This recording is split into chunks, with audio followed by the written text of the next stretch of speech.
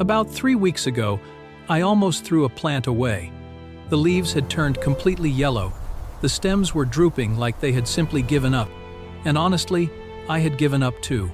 My neighbor walked past, looked at it, and said, "Just let it go." And I was about to, but something stopped me, because I remembered a few things I had learned a while back. Things that most people never think to try.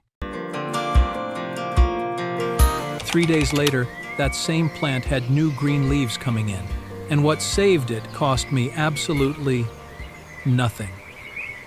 That is what today's video is about.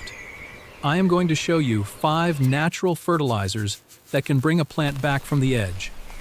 Things you already have in your kitchen right now, things you probably toss in the trash every single day without giving them a second thought.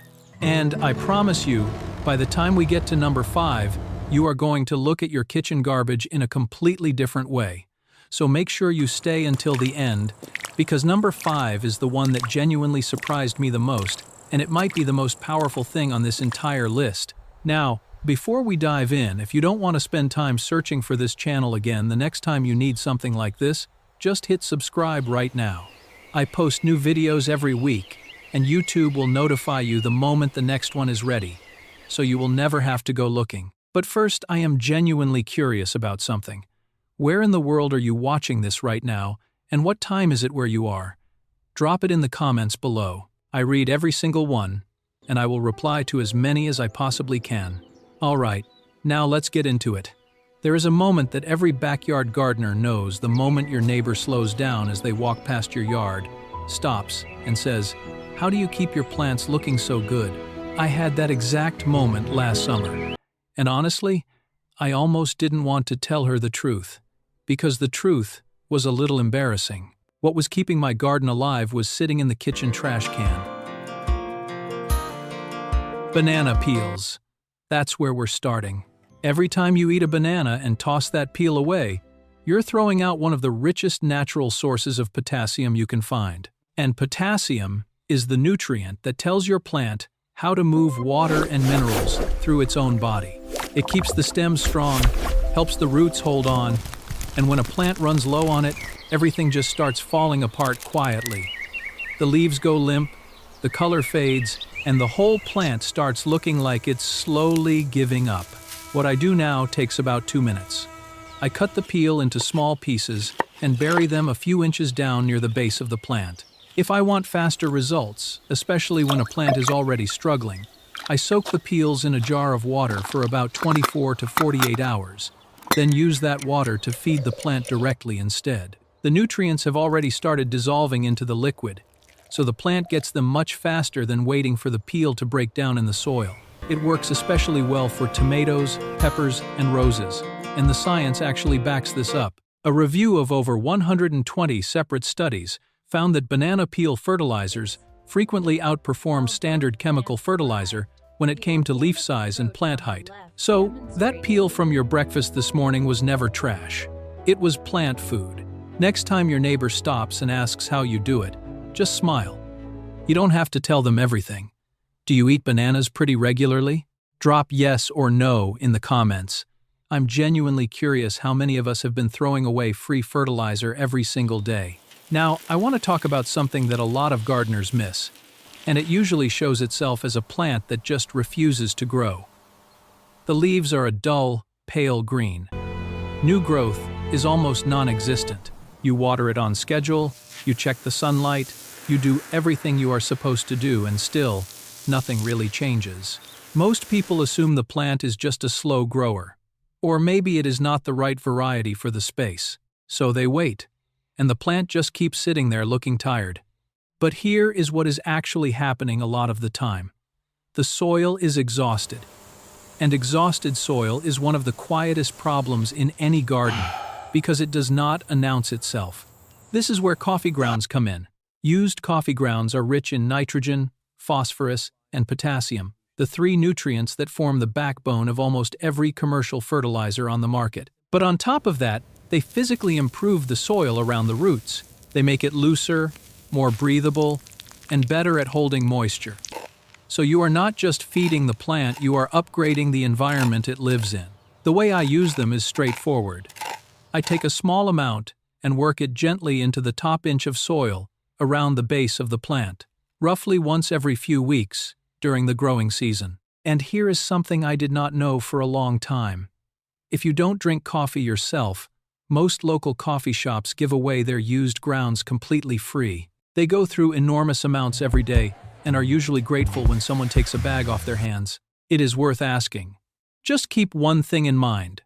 Coffee grounds work best for plants that prefer slightly acidic soil, like blueberries, roses, and tomatoes.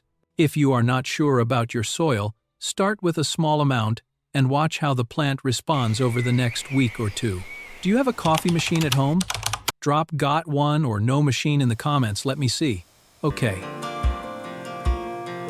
I have a question for you. When was the last time you actually stopped and looked at an eggshell before throwing it away? Because what I am about to tell you might make you feel a little ridiculous for not knowing this sooner, and I say that because it made me feel that way. Eggshells are made almost entirely of calcium carbonate, which happens to be one of the most important minerals a plant needs to build strong cell walls.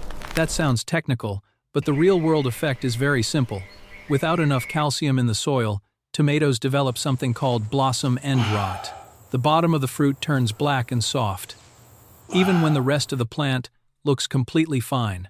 It is one of the most frustrating things to discover after weeks of growing, because it looks like a disease, and most people treat it like one when really, the soil was just missing something that was sitting in their kitchen trash the whole time. Crushed eggshells fix that. They also help balance the soil's pH, and because the sharp edges of the shell fragments are unpleasant to crawl over, slugs and snails tend to avoid the area. So you get pest control as a side effect, which I always find satisfying. The key is to crush them as finely as you can before adding them to the soil. The smaller the pieces, the faster they break down and become available to the plant. And if you want results even faster, save the water from boiling eggs. It picks up a small amount of calcium directly. And once it cools down, you can pour it right onto the soil. One thing worth knowing: this is not something you need to do every week. Once or twice a year is plenty. Too much calcium can actually block the plant from absorbing other nutrients properly, so a little goes a long way. Tomorrow morning, when you are making eggs for breakfast, think of it this way. You are not just feeding yourself. You are already holding something your garden needs. Do you prefer your eggs fried or scrambled? Drop it in the comments, I want to know. A few years ago, I was standing inside a small greenhouse in Ohio, and I was about to reach for a $30 bottle of plant supplements. A plant nearby had the kind of yellowing that just looks hopeless. Pale, fading leaves, green veins surrounded by yellow everywhere. And that's when the man who ran the place, an older guy named Elias, walked over calmly, dissolved something into a big watering can, and started pouring it over those plants. I asked him what it was. He said, "Epsom salt. $3 a bag." He explained it to me in a way I have not forgotten since. He said, "A yellowing leaf does not need a buffet. It just needs the right key to unlock what it already has." Epsom salt is magnesium sulfate, and magnesium is what makes chlorophyll work. Without enough of it, a plant literally cannot convert sunlight into energy, no matter how much light it gets. The engine is running, but the fuel is missing. That is why the leaves turn yellow and why adding magnesium can reverse it surprisingly fast. You can usually spot a magnesium deficiency pretty clearly. It shows up as yellowing between the leaf veins on older leaves. The veins stay green, while everything around them fades. If that sounds like what you are seeing, this is almost certainly worth trying. To use it, just dissolve 2 tablespoons of Epsom salt in 1 gallon of water and apply it around the base of the plant. For faster results, you can spray it directly onto the leaves early in the morning before the sun gets strong. A study across 5 U.S. states found that plants treated this way showed noticeably thicker foliage and larger fruits compared to untreated plants nearby. And here is the part I appreciate most. A $3 bag from any Walmart or grocery store does the same job as a $25 bottle of specialty fertilizer. That is real money back in your pocket, money you can spend on something that actually matters to your family. Sure If thing. that Did sounds you like a try the tip worth cornbread keeping, yet? go ahead and It's real good, subscribe Dad. right now. I share things like this every single week, and I would love to have you back for the next one. All right. I promised you this one from the very beginning, and here we are.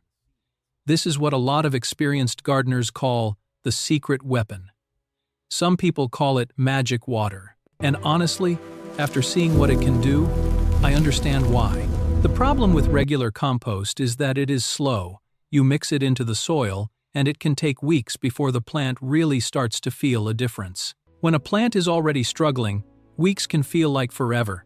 Compost tea takes everything that makes compost powerful and puts it into liquid form, so the plant gets it almost immediately. But here is the part that makes it different from every other fertilizer on this list. You are not just delivering nutrients, you are delivering billions of living microorganisms, bacteria, fungi, and beneficial organisms that go straight to the root zone and wake the soil up from the inside. Making it at home is much simpler than it sounds. You take a 5-gallon bucket, add a few scoops of finished compost, fill it with water, and stir it once or twice a day for about 2 to 3 days. Then strain out the solid material and use the liquid to water your plants. That is genuinely all there is to it. For a more powerful batch, add 1 tablespoon of molasses before you start. It feeds the microbes as they multiply, and the difference in results is noticeable. I remember the first time I tried this on a tomato plant I had basically written off. 3 days later, I noticed a tiny new leaf unfolding at the base of the stem. I actually stopped and just stared at it for a moment. Then I took a photo and sent it to my family group chat, because I could not keep that to myself. That small green leaf felt like a genuine comeback. Out of everything we covered today, which one are you most excited to try first? Drop the number in the comments 1 through 5, and let's see which one wins.